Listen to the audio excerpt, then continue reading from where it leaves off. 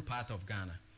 You said you were brought to north. Yeah. How long did you stay in the north, and when did you come to? I only stayed north for some months. For some months. So when she found that my friends, they've involved me in smoking, and she was like, since we've paid her off, we need to stay on our own, and she brought us to Medina. Medina. Yeah, from Medina. Okay. But then, were you still in her care? No. Or you had paid her off then? Yeah, we paid her off then. Okay. So she had to bring us to Medina for us to also for our lives. Medina. Yeah. Did she provide you with accommodation? No. She just dropped us at the bus stop and she left. So yeah. Put you in a bus from the north. Yeah. Brought you to Medina. The moment you got to the bus stop, she told you this is your last stop, and she left. Yeah. That same car took her back. So we'll be like, oh, we wanted the room. So men looking at us, we are for this job as a den, you see. And that Risk Junction, that's what they do there. So when Medina Risk Junction. Yeah, when we got there, it was very easy for us to, socialize with people and even get a place. Wow. So who was the first person that took you in? I mean, in terms of accommodation. Nobody took you in. Yeah, we paid for a room. We paid for one room first because we were 3 in number. We had to pay for one room and started from there till we got our own rooms. Oh, okay. Do you know the whereabouts of the remaining 2? No, I don't. You don't? Yeah. Okay. So now you've come to Medina. Walk us through the story. At Medina, you were still involved in the prostitution. Yes, and also in the drugs. In the drugs. I had to leave Medina and I went to different areas just for me to stay far from the drug. As at then, my mom was really sick. So I was at first I was managing both. I was managing hospital bills and my drug, but along the line I saw the drug taking too much of me, so I had to leave Medina. And before then, my friends got mad at me there because other girls wanted to socialize with me, mingle with me. So my friends got angry that I choose over people than them, this and that, friends, that they became jealous. And I had to live there. I went to OEB. I stayed at OEB, and I was into some small relationship that wanted to trigger me back to smoking. So I had to live there and come back to Lagos Avenue. My mom wasn't feeling fine then, so I was trying as much as possible to be sending her a hospital bill. I'm not the first, I'm not the second, you see, but that's how I just wanted to live my life. Them thinking I've gone out of the country to work. I'm supposed to be sending them money. You see. Okay. So, but I refuse to come out open that, this is what I'm doing. No, I refuse to tell my people about it. So I came to Baoleshi, Opongolo. Yeah. So that was where I was staying, but Charlie, my landlord was like, it was something else. Like, it was just frustrating me. I had to live there, back to Oyibi again. You see, I was just moving around till I met a boy at American House. You see, and that was where my addiction in drugs got so serious. You see, guys, we being in relationship with them, for them they call it love, trying to afford everything you want, since they know you're into drugs and that's what makes you happy. So they'll be thinking them buying it for you makes you happy. You see, yes. So your boyfriend was buying the drugs for you? Yeah, it got me super addicted into the drugs. I wasn't that addicted into it, but him having money, and that's what makes me happy, and he really wants me to satisfy him more in bed, doing nasty things for him in bed. So that got him buying me the smoke more. And for him, he thinks it's love. I don't know what was he thinking, but for me, then it was like, Charlie, it was weird. Yeah, it was increasing everything about me. Like, I had to leave house and go to the ghetto, and he would come to the ghetto to fetch me back home. Like, it was lost. Like, we lost control I lost control over it, you see. Is he a Ghanaian, your boyfriend? No, he's not a Ghanaian, he's a Nigerian. He's also a Nigerian? Yeah. He's also in Did he realize you were a Nigerian? No, he knew I was Nigerian. Wow. And he was buying the drugs for you? Yeah, thinking that makes me happy and that won't make me shit on him. You know, when you take the drug, for some people they feel super on to sex. You get me? Okay. Why some people when they take the drugs and they run out of money, the only option is going for that prostitution. You get? So the only option is making sure they have money to smoke more. Okay. On my own side, I have a boyfriend, and I don't like double dating. You see, I don't like cheating. Like that prostitute lifestyle is really not that in me. If I get a guy that can take care of me very well, you understand me? So him taking care of all my needs, my house rent, everything I want, my hair, my everything I want. You see, and my smoke, and he doesn't want me to shit on him. You see, so that got me like super way addicted to the drugs. I lost control over it, and I wasn't able, like we had misunderstanding, like when it would be like, oh, you should take a break of the smoke, and I would be like, Charlie, no, if you're not giving me money, I'm going out to look for money. You see, so at the point when he was taking care of you, did you take a break from the prostitution? Yeah, I did. But did he know you were into prostitution? Yeah, he knew, and I told him if he was going to provide everything for me, there is no need me going to see another man, because I don't really fancy that lifestyle. You understand? Maybe let me say condition that I'm not supposed to use that word condition led me to, because there are some better job I would have done. You see, but according to them, that's the easy money. Yes. You see. But was he paying? Does he pay? Oh. The prostitution. It does pay. It does pay. At night you could make how much? But it's kind of like you won't use the money for any better thing. It's finished quick. Yeah, it just the money just vanish off immediately. You get it quick. It finishes quick. Quick, yeah, you understand. Yeah. You can make like if market is good, though, you can make like 1,000. Yeah, 1,000, 2,000 a night. A night. Yeah. Wow. Some do go short for 500, 800. You see, so you can make a lot in a night. You see, if you're hardworking. And hey, if you are hardworking. Hey, it's not me. If you're hardworking. Wow. And to make 1,000 or 2,000 Ghana cedis will call for how many men? How many men will you have to get yourself involved with in a night before you can make 1,000 or 2,000? Sometimes you might be very, very lucky to get at least two. Just two or three guys. Some men are that generous. Why? Yeah. Some they will just take you and they won't even touch you, but they will pay you. Really? Then too they will be confused. Like they will be like, Charlie, I called you to sex you, but I ain't feeling it no more again. So you just take the money and go. Wow. Yeah, it will happen. And without doing anything with you, the person can give you. I say it happens. How do you charge? Based on hours? No, some do charge minutes. There's hour, short. Short means how many hours? Short. Yeah. Short, how many hours? Short, no? It's 1 minute, one by that is the short. The moment you ejaculate, we are done. Yeah. You pack your things, you get your money, you go. And the long and one thing about the short is that some don't keep that long on bed. Why those that keep long, they charge extra fee for keeping long. Oh, okay. Yeah, so inside the short, we can still charge you. If you are charged 300 cedis for a short and you're not coming that specific minute, they will charge you more. Extra time. Yeah. Walai. Oh, wow. Okay. But okay, so let's go back to the drugs. You found yourself a boyfriend, a caring boyfriend, let me put it that way, who provides all your needs. Yeah. By doing so, he ended up providing for you by financing your drugs or your drug addiction, and it got you way addicted into the drugs.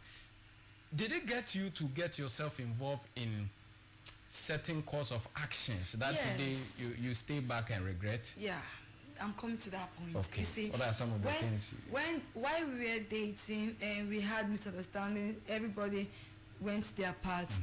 Then I was pregnant, you see. But unknowing to me, because I was too focused on the drugs that even wanted to hear, that even wanted to hear anything somebody is going to say to me. So him on the other hand, it was like, okay, what do you want to do with this pregnancy? He asked you that? Yeah, he said, do you want to terminate it or you want to keep it? Which is which? So I was like, okay, when being an addict, you focus more on the money part. So I was like, okay, I would want him to send me money to abort the pregnancy. And he sent me 1,000 cedis. So me too focused on the drugs. I never cared. I was thinking, okay, if I smoke, take some pills, the baby will just go off his own. So I never went for a proper abortion. So I will just keep on smoking. So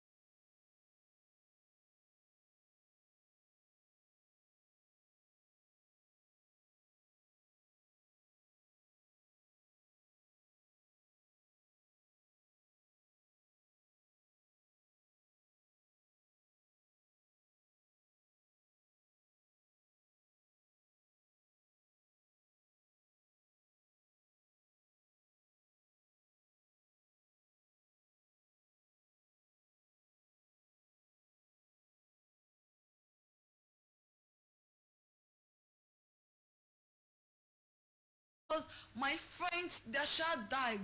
Like, they gave birth to dead child because of the drugs, you see. But it was super amazing. Like, when I went for scan, they said the baby is fine. I was like, doctor, I bled though. It was like, oh, the baby is doing okay.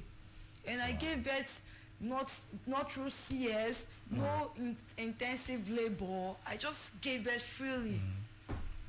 Is your baby daddy aware that you kept the pregnancy? Yeah, at some point he was aware. I called him and I told him after the bleeding the baby was still walking, but he never showed concern. And on the other hand, I won't blame him that much, but I will still blame him, you see, because I was too focused on the drugs, and I wasn't wanting to hear what he's going to say or do. You see, I don't want her to get distracted with my drugs life, you see. Or I would have gone staying with him or something, but no. Him too, he got tired of my drug life and he had to run away from me. He had to run away from me. Okay. Did you ever steal to buy drugs? Yes, I did. I even steal my baby. Yes, so it was you that. Use your baby to steal. It was that worst. Like, if I go out for begging, because we call it takey, you see. So if I go out for begging and along the line I see somebody thing and you just misplace your thing, I can take it. Or I can see a compound open, I will go inside with a different mindset to pick things to go and smoke. Yeah, it was that worse to that extent. How old is your child now? My child is 10 months old. Oh, 10 months old now. Yeah. And he is being accommodated by choosing orphanage. Yeah. Okay. How did you end up at choosing rehab? Okay. When I was going out begging, and sometimes my child is okay, like his food is there, everything is there, but still I want to go out begging so that I can get money to smoke. So one day I went out where I bought my baby's bed and his food, a shop close by there, and I was having just 30 cedis, and I told the girl I needed baby food, and she was like, I should go ask those guys there. They are generous and they are going to help me. That one is a pastor and the other is but the pastor is also a real estate manager and the other one is a fashion designer. So I waited for them. They were having a conversation. I waited for them till when they were through, and I walked up to the pastor and I was like, "Sir, please, could you buy me baby food?" And it was like, which one you dey smoke? Now rock have been a tie. I was like, boss, I'm not smoking. I said, shut up your mouth. I've helped other people to recover from this. Which one are you smoking? And I was like, okay, I'm smoking both rock and tie. And it was like, oh, with this fine baby. Then my baby was like 1 month old. And I was like, with this fine baby, you're just killing the innocent child. And that was how he decided to help me and my child. Yeah, at first he told me he was going to take my child to social welfare, maybe an orphanage, so that when I get better, I might come for him. And me, I was super excited with that idea because I was thinking this is time for me to get free and concentrate in my drug life. You see, I was thinking him taking the baby away from me, it will make me free and I will go back to my smoking life and being alone. So, but to the glory of God, I never knew he had plans of bringing me to the rehab as well. Yeah. So for how long have you been at Chosen? Oh, I came Chosen, May, yeah. Okay. And I stayed only 1 month and I ran away, leaving my child behind. That was how crazy it was. Even when your child was... My child was 3 months then. Wow. And I had to leave him and I ran away. They came rescue me. I came back, I stayed 1 month and I ran away. So this is my final coming and I've stayed for 2 months now. So at first you stayed for only 1 month and you ran. For now you've been able to stay for 2 months. So it means that there is hope. Yes, there's hope. So how do you feel now? I feel so much regret, like what I did to my son and to myself back then.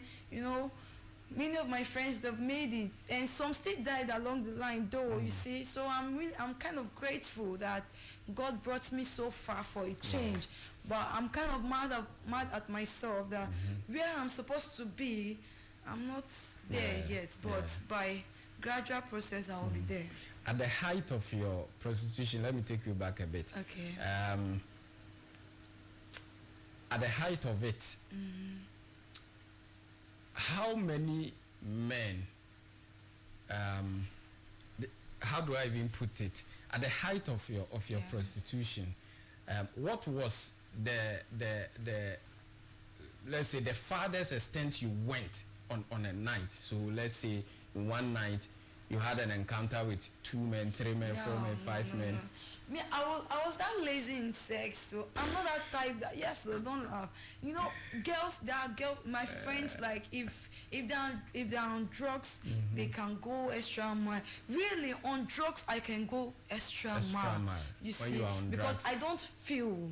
You see, it kills my feeling, so I don't feel. I'm only doing it for the money. Oh, okay. You see, but aside from drugs and my personal life, you know, I was lucky to be encountering relationship here and there that helped me a lot. Even back in the north, I had a boyfriend that was helping me to pay my madam off, and that got my madam way pissed off. You see. How long did it take you to pay your madam off? It like 3 months or 4. The 8,000. Yes. Oh, okay. Yeah, I had somebody wanting to help me. You see, I don't know why that keep coming my way. You are beautiful, so you will get men to come your way to support you. What is your greatest regret in this whole thing so far? My greatest regret is the stealing, the hard things I did for drugs. I super regretted. I regret every bit of it. All those guys I wouldn't have given my body to because of drugs. I regret it so far. And that made me to lose my baby's father, you see. So I regret so many things so far. Are you still in touch with your family back in Nigeria? Yeah, I'm in touch with them, but I never told them this was what you see. You've This been was into. no. Until date, they are not aware that this is what you've been into. Why call me here for a change? I had to tell them because they were insisting. Why I told them was that let me say the phone. I was having a friend that I used his phone to call them, and I would lie them that I want to come to Nigeria. They should send me money or to smoke. So the person called them and you take the money, use it to buy drugs. Yeah, and the person told them this was what I was doing, and I have a child. So they got too furious and they wanted me to come back with the child. I still ate the transport. Okay, so do you have any intention of going back to Nigeria with your son? Yeah, I do. Okay, at what point do you intend to do that? When I'm better, when I'm strong enough to face obstacles outside. Yeah. And in terms of vocation, what do you intend to do? Vocation, like yes, how? like you. Okay, in terms of work. Yes. What do I like to do? Oh, I have a diploma in computer. Okay. You see, I can type. I can also braid hair. Do nails. So in terms of work, I can do that. Okay, so after choosing,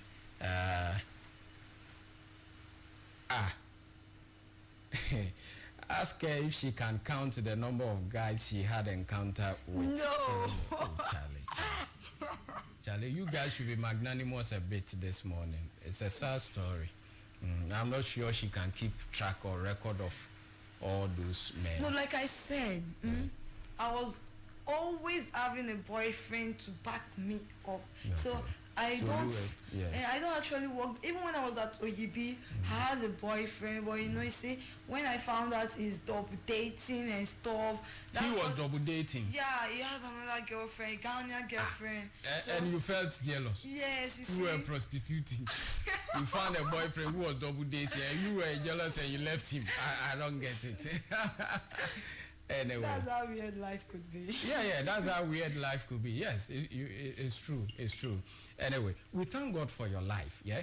And we thank God that choosing did not give up on you. I swear they didn't, though. Yes. How many times I've run, like... Wow. They were still coming after me, this girl, you need change. Yes, you need change. Yes. And do you have other siblings? Yeah, two. We are three. You are three? Yeah. Okay.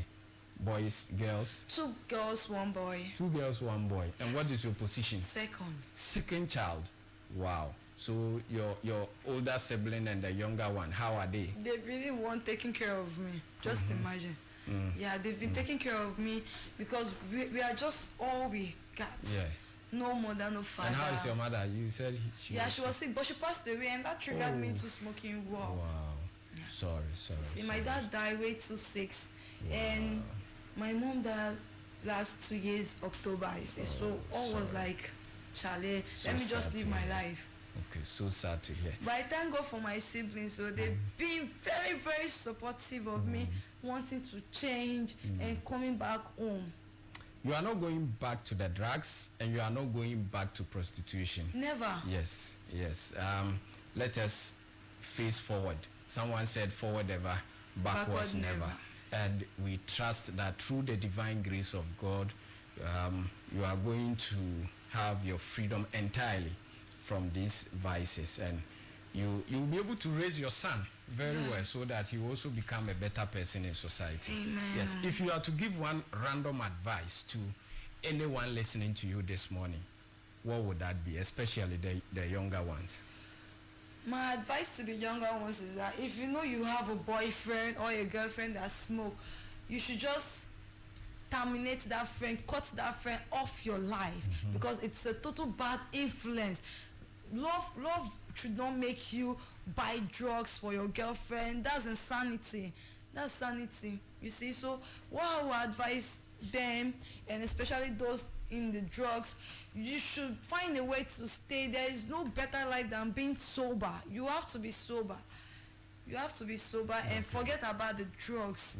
It will make you mess up your life. People that don't like people that they don't have the opportunity to talk to you will not talk to you, even slap you. They will look you like, Chale, this one who he been a mad person.